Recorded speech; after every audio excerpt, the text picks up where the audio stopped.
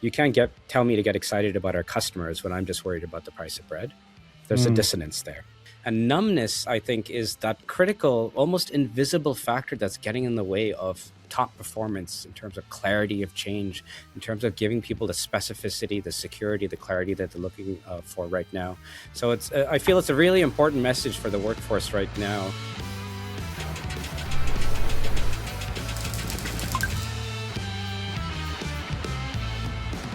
Hey, I'm Nate Wheeler. I am the host of Manufacturing Insiders Podcast. Really want to thank you for joining today.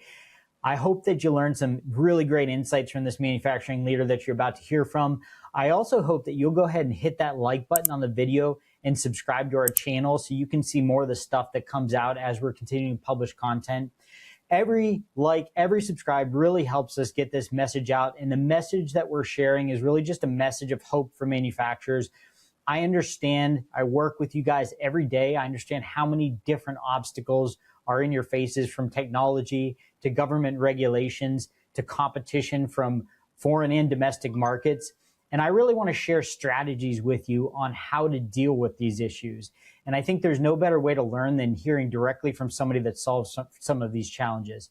Thanks for watching today, and look forward to seeing you soon. Welcome to Manufacturing Insiders. Today I have Josh Cardoz, who is the Chief Creative and Learning Officer for Sponge Learning. This conversation is going to be extremely relevant and important to all the manufacturers listening for a variety of reasons. The primary one is that with all of the new technology coming into the space, all of the things that need to be learned to adapt and change and to adapt and be successful in this global economy, learning is so critical. So his company's developed some interesting strategies for facilitating that. I also have my co-host, Amelia Ballesteros, with me. She is a passionate manufacturing advocate and a key player at Presidium Manufacturing. So I'm interested to hear what her take is on Josh's offerings. So without further ado, Josh, tell me about Generation Numb. What does that mean?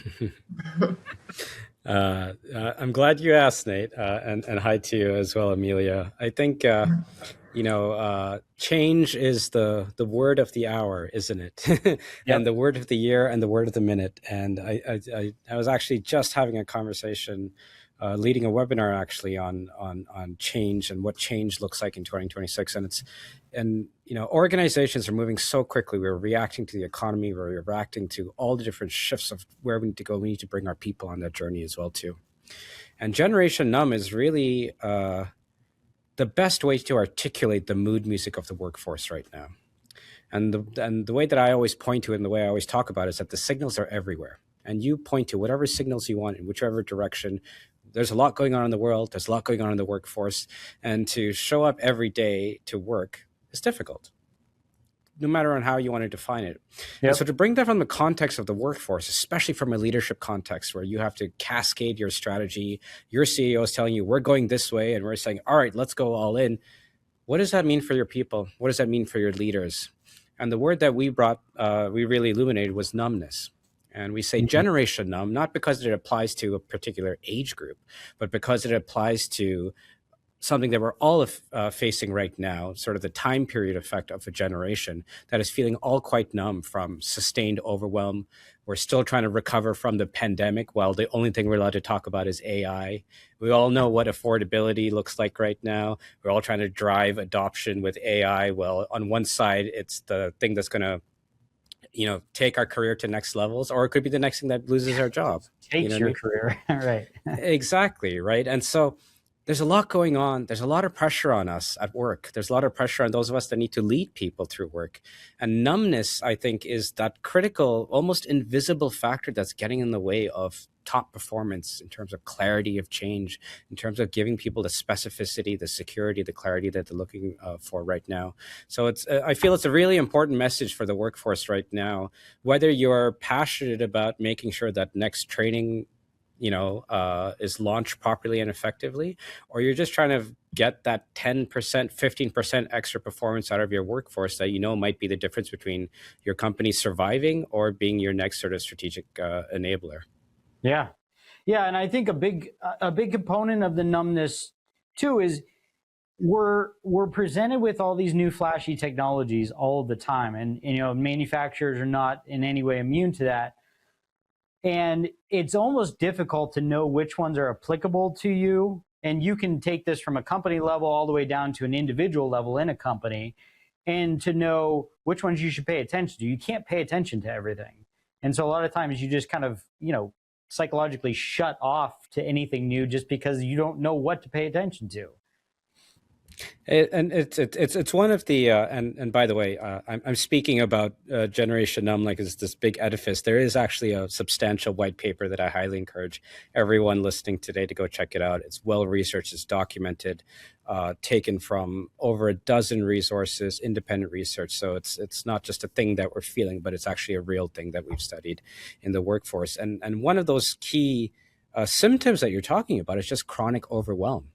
Mm-hmm. There's a lot going on, and the example that we talk about in the white paper is just like, let's bring it back to even just our digital lives, our personal lives. And one of my favorite stats in this, beautiful infographic that we did was that on a daily basis, we scroll 300 feet worth of on our social media posts, which is equivalent to the Statue of Liberty. So we never really think about how much scrolling we do, whether that's doom scrolling or whether that's exciting TikToks, but that's a ton of scrolling that we do. Now translate that overwhelm into the workforce, where we've also got an overwhelm of, and I spend so much time with clients that are like, we need to enact our AI strategy. Okay, how? I don't know. We need to enact our AI strategy and we need to just going. And just the overwhelming sense of, and imagine someone on the front line, imagine a factory worker being able to say, oh, well, we're bringing this new technology in tomorrow. I have no idea what this means for me. Put aside the fact, I have no idea what this means for me on a job security level. Mm-hmm. I have no idea what this means for me in terms of, what do you want me to do? What do you actually want me to do with this? What do you actually want me to do about it? And so one of the things that we talk a lot about in sort of, painting a very numb picture, which, isn't roses, but one thing we talk about is the remedy. And what is the remedy to this? How do we make people feel alive? How do we bring people back to work? How do we reignite that sense of purpose, community? And we kind of bring it back to basics. And we talk about it in a very simple structure. Me, us, it. First, take care of personal priorities, which I think is a lot of what you're talking about right now. Us, reconnect to your community. We are in a loneliness epidemic, particularly at work. And particularly for those organizations that had to quickly adopt to hybrid and remote. And on one side, they're forcing people back to work. On the other side, they're still trying to navigate hybrid work. We're trying to figure out this kind of weird dissonance between hyper connected to your employees at all time, where, I know I can check my Teams at midnight and be able to connect with my employees. Yet at the same time, I feel so disconnected from them at the same time. Mm-hmm. So what is this sense of community, which is so important when you actually try to bring it to the work, the it, where it's like, it's not just about doing your job every day. People are in survival mode. They can show up and work and go and be detached from it. But when you're trying to get to those next levels, you're not just working for yourself or your company, you're working for each other. So there's value in community. There's value in being with the trenches with your teammates in order to do it.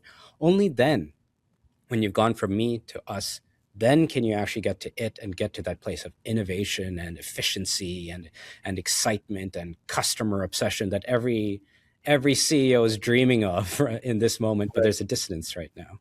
And to your point of the overwhelm, I think there's an element there in the me phase, which I think a lot of organizations are in right now, where it's like, if you're taking me through change, tell me specifically what you're looking for from me. Script, and on the topic of change, there's this fantastic book called Switch by the Heath brothers that talk about how to manage change when change is hard. And they've got this great framework for how to handle it. And one of the key things they talk about is about scripting the critical moves. When things are ambiguous, when you're not sure where you're going, you got to really dig deep on a management level, on an individual contributor level, and say, what are the specific habits and behaviors you want me to talk about? Don't talk to me at a high level about we're going in this direction and then leave it with me. One of the ways that you can really kind of manage the overwhelm is just being super clear in what you're asking of people. Mm-hmm. Yep. Yeah. And I think that that clarity, I think the leadership doesn't have the clarity a lot of times. And that's why, especially in the AI age, I mean, we're thinking about it constantly. Like I just, recently got introduced to this OpenClaw thing, right?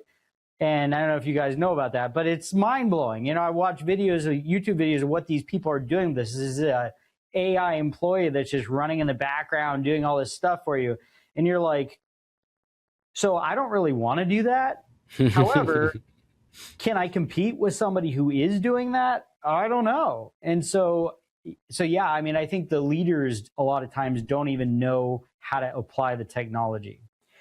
So let's get a little bit deeper into that. So tell me about a problem a company came to you with. They're trying to do a digital transformation, and they had a very specific problem of getting management or staff to adopt this technology.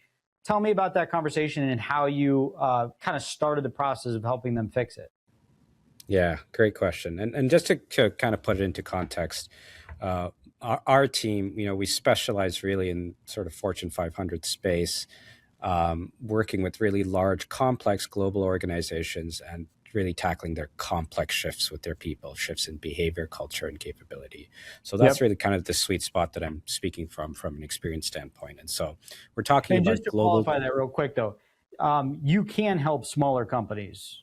Oh, absolutely. Yes, absolutely. I think it's just some of the stories that I'm going to share is probably more from the space of globally dispersed teams. We're talking, and if we're going to kind of getting into tactical things, we're talking about like localization, translation, getting the right voices in place. I think that's relevant factors for sort of a sort of size of org, but obviously that can be cascaded down to smaller and mid-sized businesses as well too. But the concept, the topic of digital transformation, which is quite hilarious, at least certainly in my career, where it's like we spend so much time, and my organization Sponge, we kind of have a strong legacy of digital transformation and digitization, digital learning space as well there too, where so much of the conversation 10 years ago even was about like, how do I just get more digital? How do I convert my binders and legacy PowerPoint decks into e-learning? And today's conversation now is almost about like, and how do I take that e-learning and convert it into AI agents or something like that, because we need to move faster, we need to move quicker. And it's almost like you're having the same side of the coin for the conversation for me, because it's the same sort of obsession over things like completion and speed and engagement and stuff like that. It's like, how do I make a program that people like or engage with and take, which is important from a compliance standpoint. And we're talking, certainly when we're talking about safety, when we're talking about adherence to risk and those things, it's important to capture those types of things. But when I think about, well, how do you do transformation really well? Put aside all of that and really start moving away. And I'm speaking now sort of as a learning expert. We tend to over-index on knowledge. Something is happening and I need you to know something. So I'm going to take all this knowledge, I'm going to package into a nice little pretty e-learning. I'm going to make sure everyone takes it, checkbox, everyone knows what you need to do, and now go do it. That's what I would classify as, I would call it the myth of the rational learner, where we just kind of show up and we assume everyone's like, oh, hello, I'm motivated and ready to go to work. Please tell me what I need to do, and I'm going to go do it. And that's just not how we learn. 4 emails, 6. Exactly. And so the first thing I do when I engage with clients on whatever their transformation is let's put the knowledge there. We've got the knowledge. We know we've got oodles of knowledge that we need to cram into things. Move away from knowledge and focus on behaviors. So what is the business trying to accomplish? First, most important question. What's the business trying to accomplish? What is the shift in your people's behaviors that'll help the business get there? Now let's design around those behaviors. And that is the most important part. And you can still land on, okay, but Josh, I still need to get all this knowledge in there. Yes, but then that knowledge is properly contextualized to what you're asking of people or what you're demonstrating what people need to be able to do. Yep. And I think to what you were talking about, Nate, I think sometimes we have to move so quick, especially for leaders, where it's like big change coming, we need to get our people ready, that we don't really have the time to think about behaviors or to think about contextualization. All we have is the what message, not necessarily the why message or the how message. So I spend a lot of time upfront before we get to, it can look like this experience blended, e-learning, simulations, 3D. Like, it's so easy to jump to that kind of stuff. Before I do that, we start with customers and we say, what's the behavioral goal here? What does desired behaviors look like? Mm-hmm. And I would drill it down even further, because I think you could say, oh, well, we need to hit this safety target, or we need to create this many widgets an hour, or, you know, whatever. Those are all lag indicators, right? Those are all things where it's like, okay, I can measure that on a business level, what happened. What I'm interested about from a people enablement standpoint is, and what's the thing I need you to do that has the best chance of getting me there? So think about it from, what are those, not only just the behaviors, but what are the behaviors in a lead indicator context that allow me to do that? So whether it's about equipment, whether it's about awareness, whether it's about simple stuff like checklists. Did you do the checklist? Great. Well, we know that's a higher chance than normal of hitting our safety target if you followed and checked off the checklist. So drilling down to specific behaviors by role and saying, do more of these things, and we have a better chance of going in this direction. That's the starting point for how you get to a place of tangibility for not just engaging programs, but highly effective programs. Mm-hmm. Very interesting. I feel as if in this industry, we hear a lot now the resistance to change. And so when a customer approaches you, have they already decided that they need to make a big change, or do they look to you to say, you know, what are the things that I need to change and enforce my workforce to do in order to reach this target? And how do you kind of overcome that with the culture aspect? Yeah, great question. I often think sometimes when you're a vendor, I think sometimes you exist simply to give your customers permission.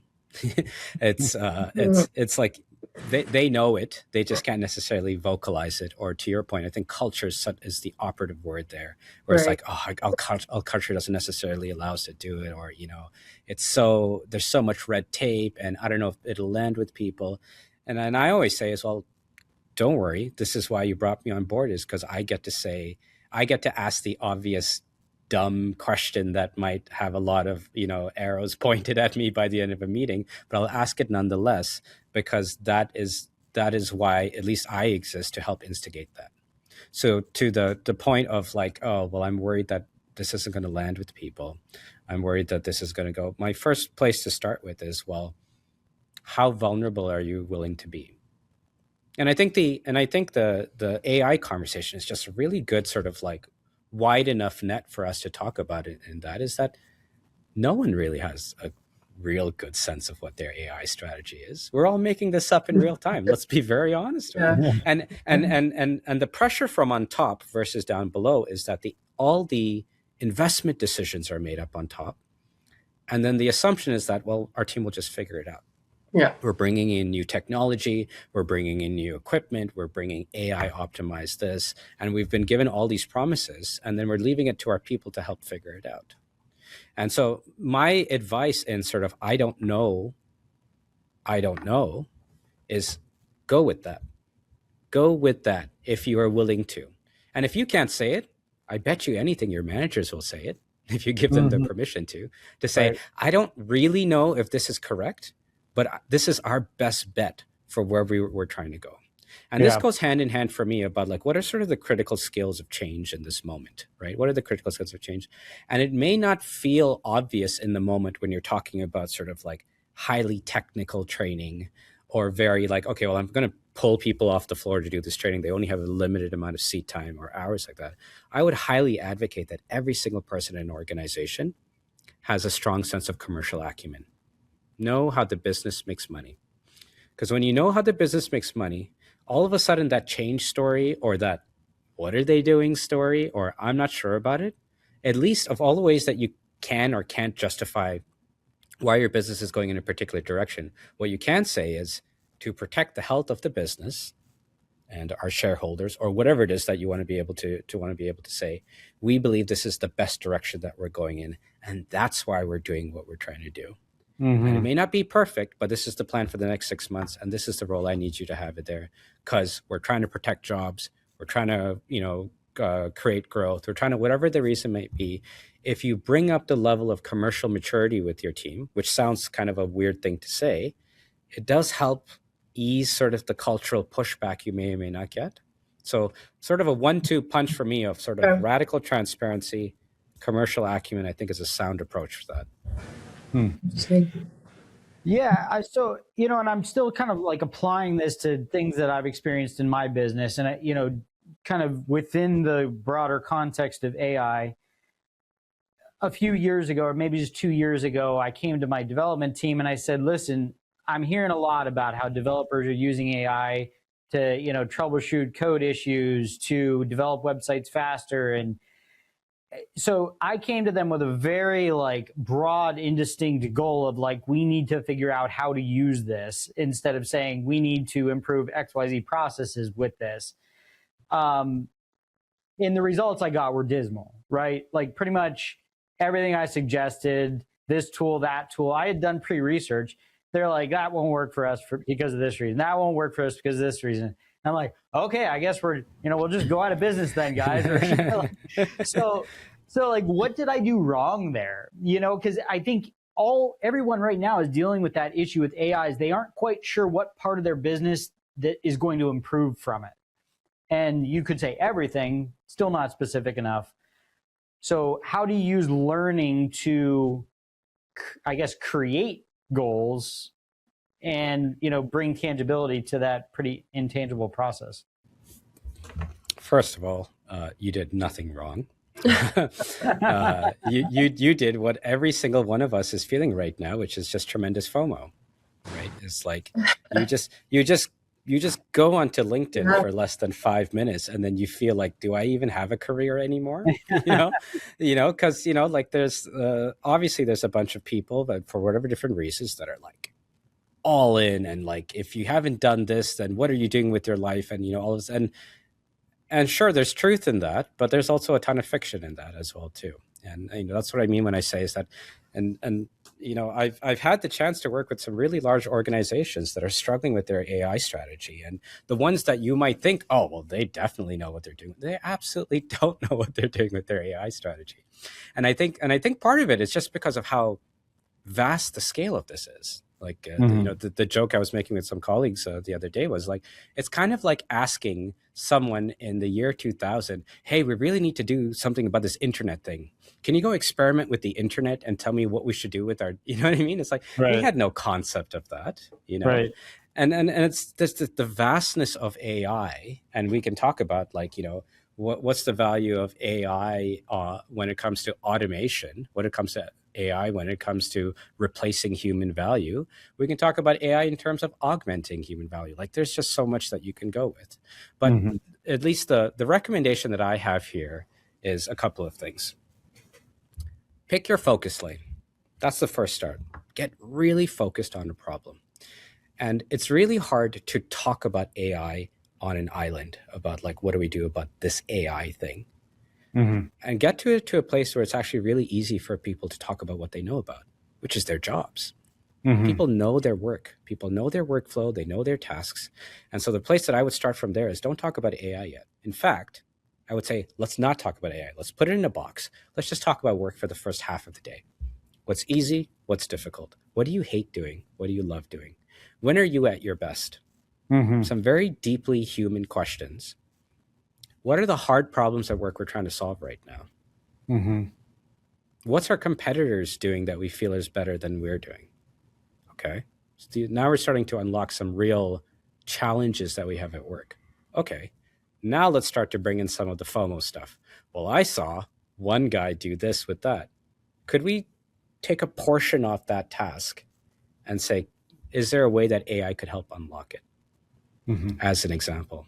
I think also one of the ways that you can sort of focus the problem as well too is to just say, well, AI to improve my productivity, so to trim something down, or AI to extend my performance, so to go to a place of quality and performance that we've not necessarily gone before.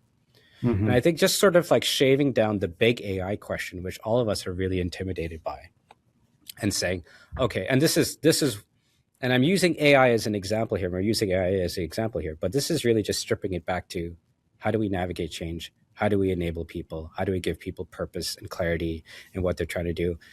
You give people tremendous ownership and clarity by saying, oh, I don't know how AI is going to affect your job, but you actually know it best. So talk to me about your job and talk to me about what you're doing. And then let's start to talk about how we can solution around it. It's so much easier to start the conversation from there versus being overwhelmed from, well, AI is everything and all at once, and who knows what we can do. And this, I'm already discouraged and lacking confidence, so I'm just going to switch the whole thing off. Right. Absolutely. Yeah, Amelia, I'm interested to hear your perspective on this, because I know that Presidium is really trying to build a technology-centric manufacturing model. Definitely. What kind of challenges are you guys seeing in, adoption of different technologies, or maybe determining which ones are the right ones? I think in what Presidium does, which is that we want to digitalize a lot of the manufacturing process so that it's easier and more simplified. And we actually would love to use a lot of artificial intelligence to help create something like videos that can help let's say, an entrant that doesn't have so much knowledge in the manufacturing space and how to make critical components, and train them in a very quick way. And what we've seen, of course, it's a long process, right? It sounds easier than it's done. And what I think is really important that probably a lot of people forget is that artificial AI is only going to be as good as the data that you're able to give it. And that data collection aspect is super important in the sense, how do I standardize my process? Because if my process is sporadic and different and I'm doing it in different ways, and my operator is making changes at the machine tool, but he's not writing those down. And so now, he's maybe solved the problem, but that problem is not documented. And how then to say, I want AI to do it, you're kind of stuck there. And so maybe this is something that Josh can talk a little bit about, is that when you work with a customer, do you feel that they have successfully collected the data and the resources that you need in order to help these processes? Because that's what I think we've seen a lot, what we've learned, and that's what, at least at the stage that we're at in the company, is seamless ways to connect the manufacturing ecosystem so that they all talk together, they all work together. But having that process is so important before AI ever is going to touch it. Mm-hmm. Yeah. A fantastic sort of like real-time challenge, I would say, is, there's separating out, and I think this is where like we need to also manage expectations on what we think AI can do or can't do. It's like I think there's just such a strong element there of silver bullet or nothing. Yeah. That it's and like I'll put my cards on the table. I don't have an AI offering to sell you or anything like that, and so I'm quite indifferent and quite neutral to it. Although obviously AI is part of what we do and offer, but I think it feels like either feast or famine when we're talking about AI, and just how clunky it can be when you're talking about actually deeply human things. Like it's like so inconsistency, for example, in approaches is age-old problem. You know what I mean? Age-old problem in terms of, well, you could break it down to human error or inconsistency. But, as I was mentioning, Nate, as well, too, it's like regional differences where it's like, so often we have worked with organizations where we're trying to put together a single source of truth on this is how you operate this, and this is how you conduct this type of workflow. And we instantly run into, oh, well, go talk to our SMEs in LATAM and go talk to our SMEs in EMEA. And all of a sudden we got 5 different versions of 5 different things. And they work for them in their regions. And so what are you supposed to do? Then that comes down to whether you've got a federated or decentralized model and all those types of things. And to blanket it and be able to say, oh, well, potentially, not that I'm saying that's what you're trying to do here, Emilia, but it's like, oh, potentially AI can help us correct that or put us into a single piece of thing. I would say the starting point for me is, 1, what's the best value to the business? And 2, what's the least frictionless path in order to get there? So if you feel like actually we're moving in the direction the business wants to go, and it's okay that we do 5 things in 5 different ways, as long as it's done according to what the mothership wants us to do. Okay.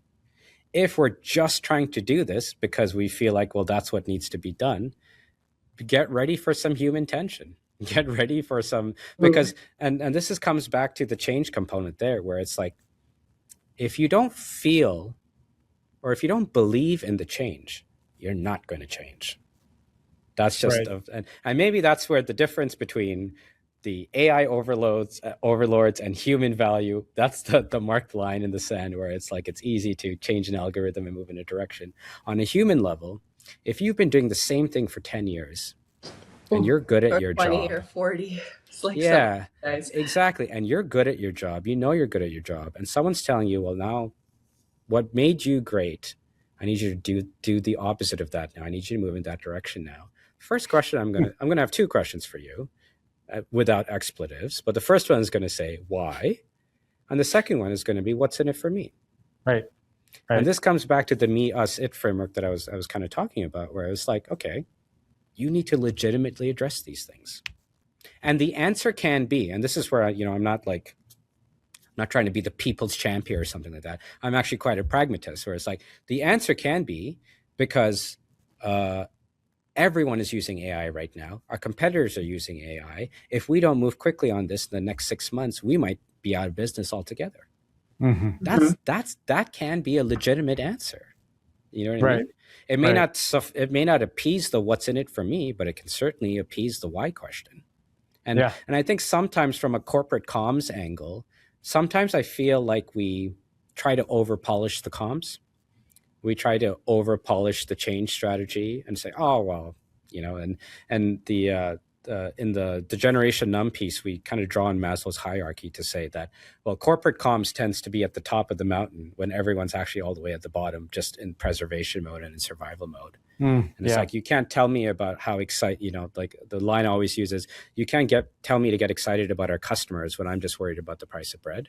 There's a dissonance there. Yeah. There's a dissonance there. Too big of a jump. It's too big of a jump. And so how are you going to build people back up? Even to the point of like, well, I may not like the approach and I may get along with it, but if you can convince the group around me that I've been working with for 20 years around me, the same shifts or whatever, they're starting to get into it, or there's proof that they're doing it and it's working, I may be more inclined to change as well too. So how do you build us up from me to us, then to it? Super important, regardless of whether it's AI enablement or whether it's just about getting someone to change in general from what's already worked for them in the past. Yeah. And I would say that making them feel safe a bit, and about you're holding their hand through the process in a way, and because at least in manufacturing, there was, of course, there's so much talk about automation and how do we get there. And so there was fear in people of, what if these robotic arms now take my job? And so a lot of the thing that we wanted to focus on, and that's why, I love what you guys do, is that we said we're trying to augment the capabilities of people, not necessarily replace their jobs. Maybe that one day will come, but we're not there yet, at least what we've seen.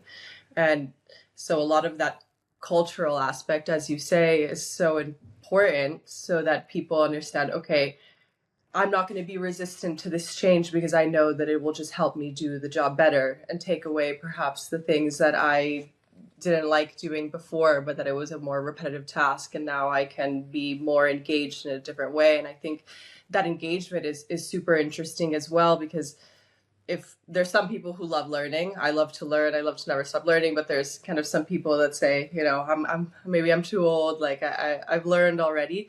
And I saw that you guys do some gamification, and I would love if you talked a little about that, because I think it's a very underutilized but extremely valuable aspect that any company can employ, and especially in the learning field. I think it's super interesting. Yeah.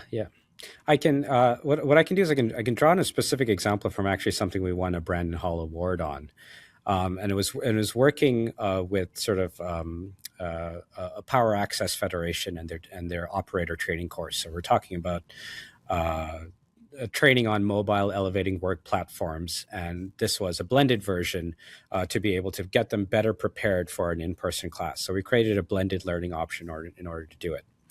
And a key part of the gamification component over there, on top of to all the things we're talking about, increasing localization, reducing cognitive load so that you could drill down to the specific equipment that you were trying to operate rather than having to take it all off. So those are actually technically gamification techniques. I can talk about that in a second. But one of the more appealing parts of this was that we did the whole thing through the lens of 3D simulations. Of course, when we're talking about operating large equipment that can be tremendously unsafe, you'll need to stretch yourself in terms of what's possible and what's not. Certainly in terms of simulations, and so 3D simulations really helped us there recreate things in a safe environment to talk about actually some very unsafe things that could potentially happen as part of certifying it. And so there's an element there in gamification that allows us to draw on scarcity principles. So take something quite unique in terms of whether it's a certification component that this is actually really valuable to you and this is what you need to be able to do, or to even just sort of use artificial elements within an experience to say, this is valuable. We've all played it. If we played a Super Mario game in our lives, everyone's kind of chasing a mushroom. That's a scarce item to find. It makes us bigger. It gives us more performance. Good example of gamification to use over there. But what really worked in this, and I draw on this example because it was an award-winning piece that we won over there, is that the use of 3D simulations allows us to do some 3D storytelling, and also allowed us to do some virtual simulations that typically when you're doing certification, you have to watch, consume, and then take a large test at the end. We got to embed those simulations and those questions within the program. So it felt like just in time, but also felt like you were more immersed in an experience. Very interesting. And then part of that as well, too, that was quite powerful then, is then we actually also, less so to do with gamification, but more sort of just about how you structure an experience like this really well, is because it was blended and we knew that eventually you had to go into a classroom and be facilitator certified, is that we actually upskilled the facilitators as well to help them understand this is your brain on learning. So kind of giving them a crash course on learning for non-learning experts. So to help them understand, here's some learning tips and tricks to help you better. And we're talking about subject matter experts, technical experts in the field who don't necessarily look at them as learning experts per se, but training is part of the job. We help kind of scaffold that. And obviously our team is a team of learning experts to say, hey, have you tried this technique for learning at that? Have you heard of cognitive load? Have you heard about, tying things to learning objectives, all those types of things there? So giving them a crash course on that. So in that way, when people were better prepared entering into the workshop, they got an even richer learning experience. That's fascinating. Yeah. And I want to hear more about that. So let's assume that somebody moved past the process, they did a good job of kind of establishing the why, relating that deliverable or that training back to the person's job, helping them understand the value of it. How do most companies then fail with the actual training? And what are just some good practical tips you could give companies for, just creating better training programs for their employees and helping them retain and use it? Yeah. Oh, do we have another hour? I'll start here, and then maybe we can expand from there. I think the first one is, and I'll talk specifically about modality here because I think that's important. Most of the time, in my experience, sort of in the manufacturing space and trying to convert things into a digital context, is you need to remember that it's so much more than taking a manual or taking a textbook and saying, now let's go make a course out of it. It just the idea is not to say, well, I'm going to give you an e-learning version of a 200-page manual, especially in 2026. It's especially when everyone is a TikTok away from learning everything that they want, and they can consume all the learning in the world that they're gravitating towards through whatever social media preferences they have. Yes, we have to live in that world. And I'm not saying that everyone needs to be an influencer and suddenly making this amazing content, but what we do need to do is just be relevant.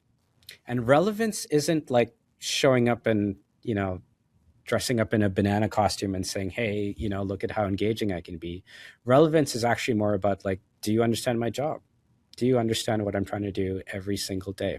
And the best piece of advice I can give you is, and this comes back to sort of the piece of like making it about me and developing behaviors and habits, is look at that binder through the lens of, what do you have to do tomorrow? Tell me, have empathy for my workflow. Is probably the best way that I can describe it to you. And the way that you can do that is really drilling down to specific behaviors. So when I give you that knowledge, convert that knowledge in real time into, and this is what I'm asking for you, or this is what this looks like in practice. The strong sense of application and modeling. Hence why the 3D simulations were so successful in that thing that I was saying. Seeing is believing. Plain and simple. And when you don't have the means or the resources to go and recreate the things that could potentially go wrong or right in a situation, and you can, and you have the technology to access it and to emulate what you're talking about, AI videos are a perfect example of that, where it's like you can go towards a realm of possibility that you just couldn't before. Lean into that. Make mistakes. Yeah, and make mistakes and create a safe space. And that can be an interactive medium as well, too.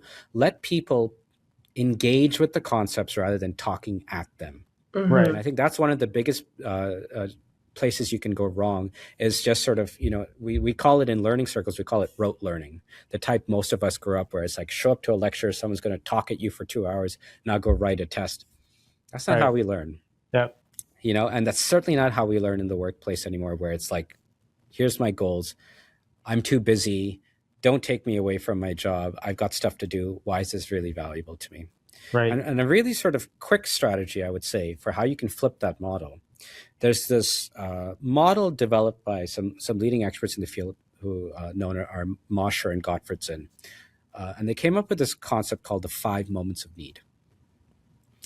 And it's a really great way to think about the types of learning needs you have in a workplace context. What are the 5 moments of need? You'll be familiar with the first 2. And that is when that's more applied to formal training, when I'm learning something for the first time or when I'm looking for new information. We tend to over-index on those 2 in terms of formal training. The other side of the 5 moments of need is what I would classify as more performance support. So a moment of need would be when things change. Ooh, that's a good one. When I can't remember something. So forgetting curve, especially when you're so far removed from the learning event. So if you take a training in January, but you don't really have to perform, maybe you're moving to a new factory and that factory isn't happening until September. How the hell am I supposed to know what I learned in January? So that moment of need of when I don't remember. But I think even more important in this context is when things go wrong. So those 5 moments of need, we tend to only design for 2 to that rational learner. It's like, oh, everything's going to go fine. You're going to remember it all and nothing's going to change. So I'm just going to give you all the knowledge up front and go do with it. Right. But how are you designing for the other moments of need?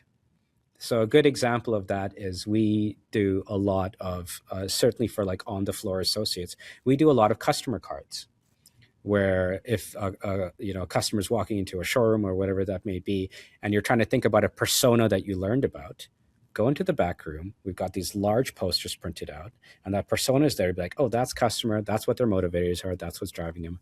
That's a good example of, well, when I can't remember, I can just pull out a performance aid and allow me to do it. A checklist, the most simple version of a moment of need tool.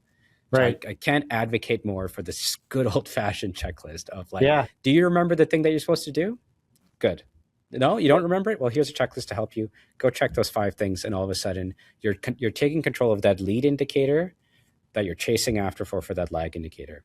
So I'd probably say like the biggest one on just like a practical learning level is design for the 5 moments of need.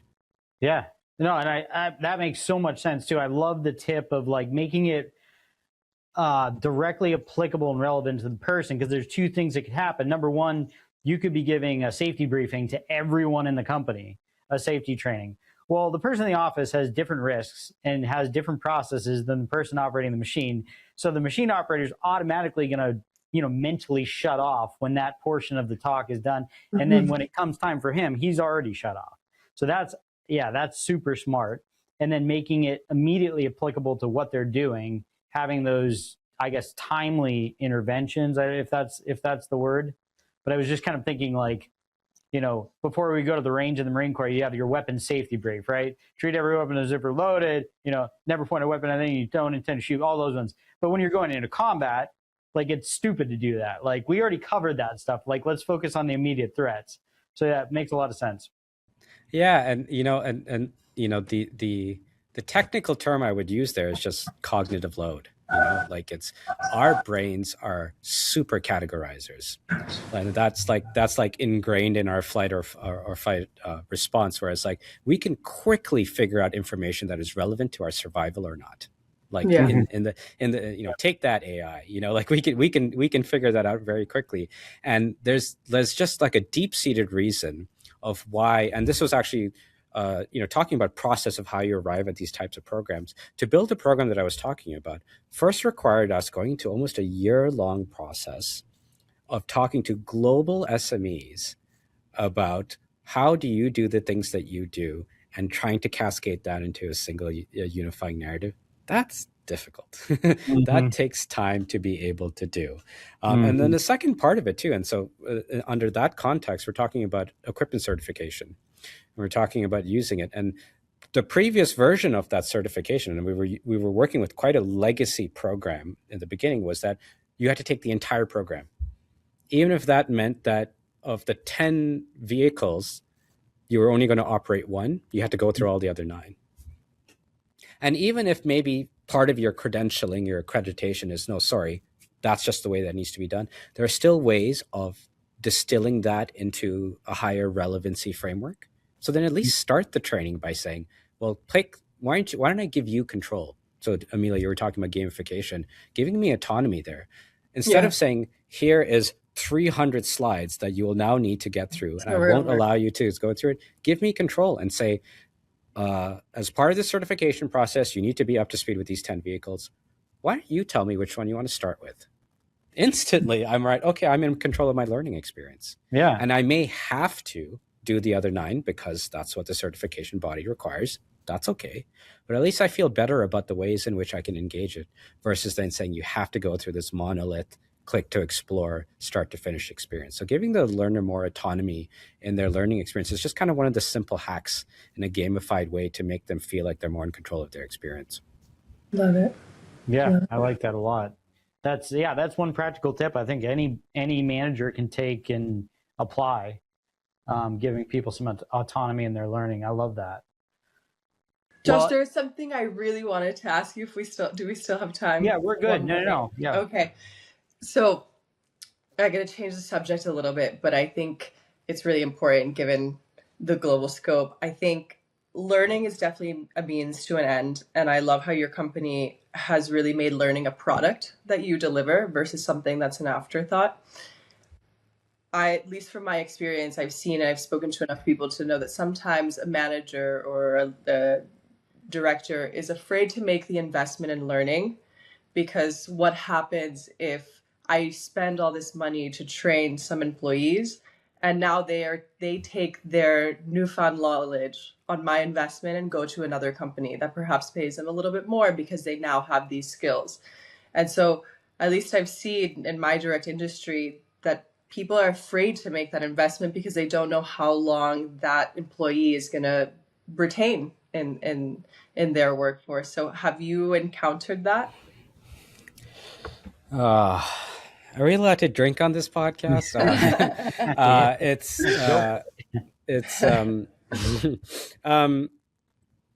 The ROI of learning conversation is just the most fascinating one, right?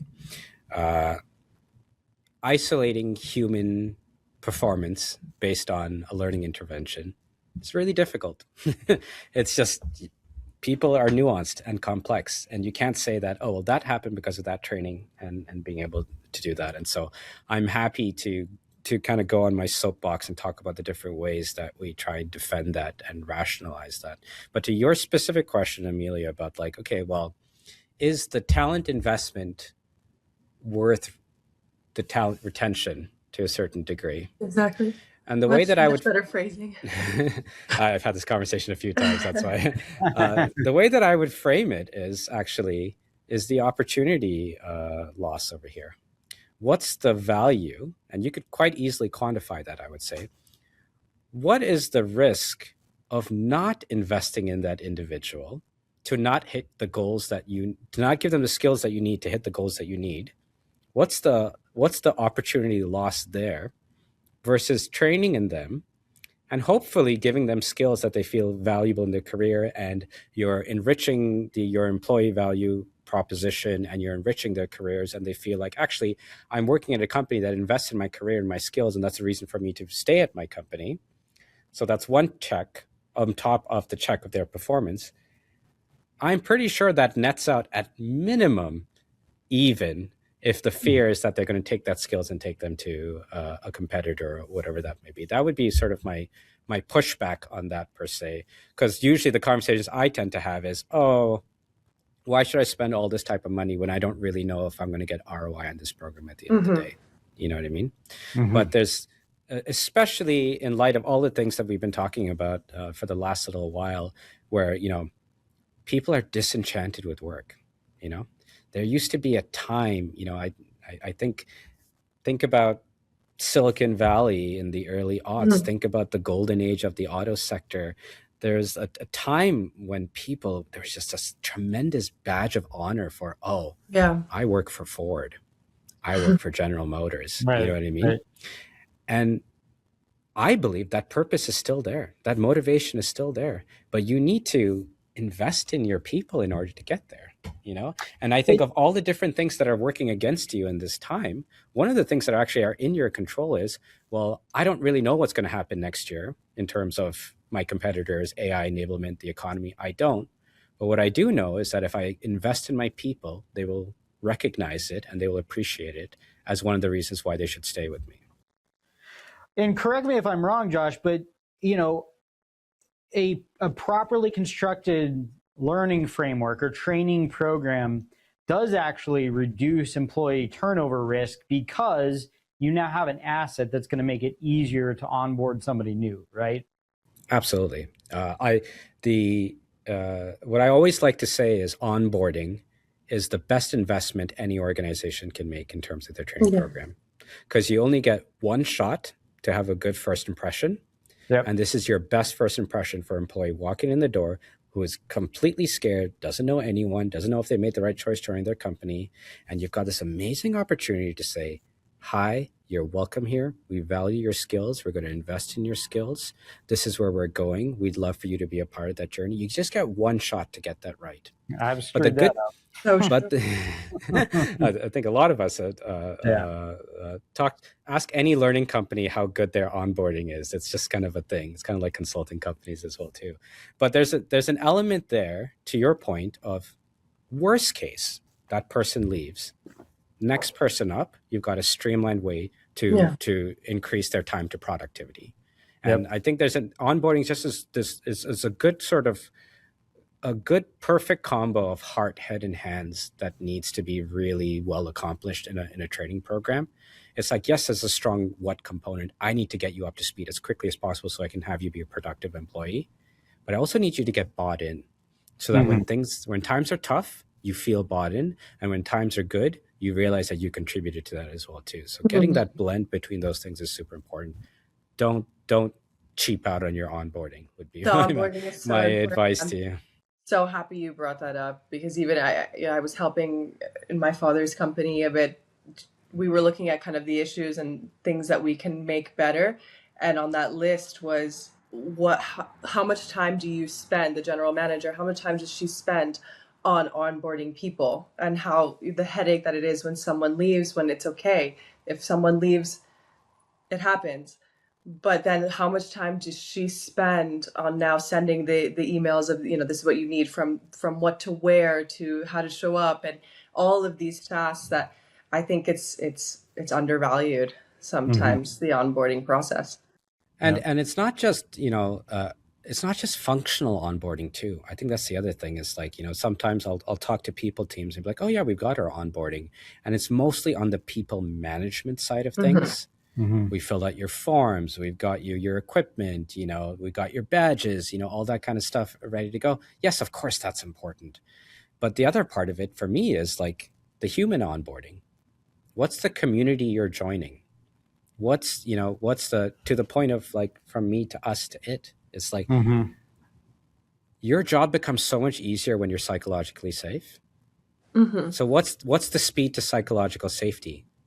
Onboarding has a role in that. And believe me, your speed to productivity just exponentially increases when you feel psychologically safe. But when you're coming back to, our brains being master categorizers, is that like, of course, my lights are up when I'm entering a space that I don't know any of these people, and all of a sudden I need to go spend a third of my life with them. So how are you going to make sure that you create and to your point, Amelia, about managers specifically, what's the role of a manager to create psychological safety that allows productivity to increase as quickly as possible? So really head, heart, and hands need to be working in tandem in onboarding. Love it. Yeah. Love it. Yeah. I mean, this is great stuff.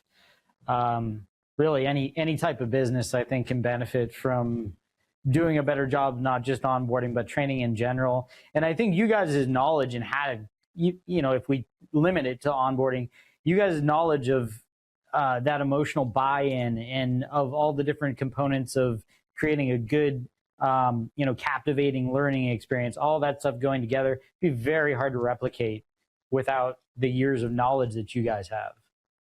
It's I think it's also a point of view, to be honest with you, Nate. Like, I think a lot of, I'm going to be careful here not to toot our horn too much because, but I just frankly kind of believe in it. But there's so much about onboarding that is actually storytelling.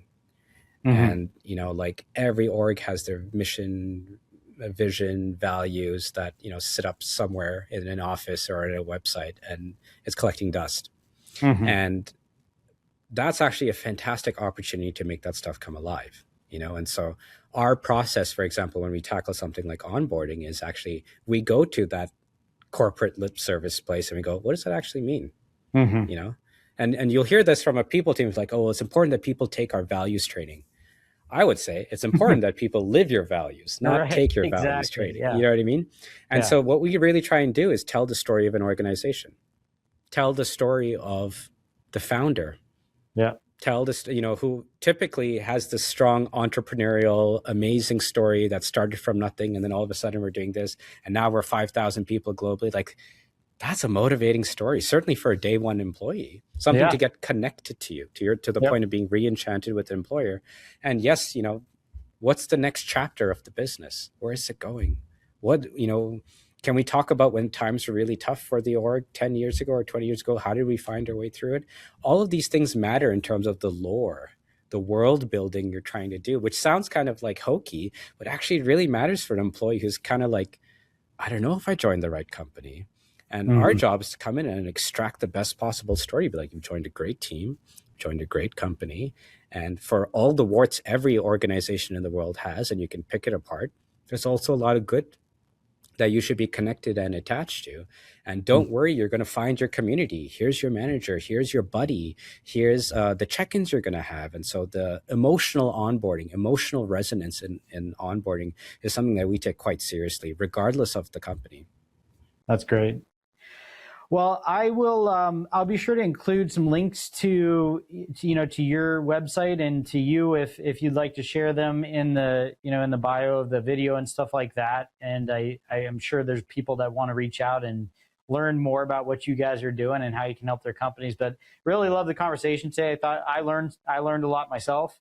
And thanks for jumping in, Amelia. I enjoed. This is great. Thank you so much for inviting me. Josh, thank you so much for letting me crash the interview. When Nate sent me a couple topics, I rushed to pick this one because I really know how important it is. And I would love for everybody working to feel like they work for the best company in the world and that they love it and that they share the passion. And as a person that I always say I'll never want to stop learning, I love this topic. I wish we could talk for longer. And thank you so much for sharing everything you did. Thank you both. This was a great chat. And anytime you want to do this again, let me know. Awesome. All right.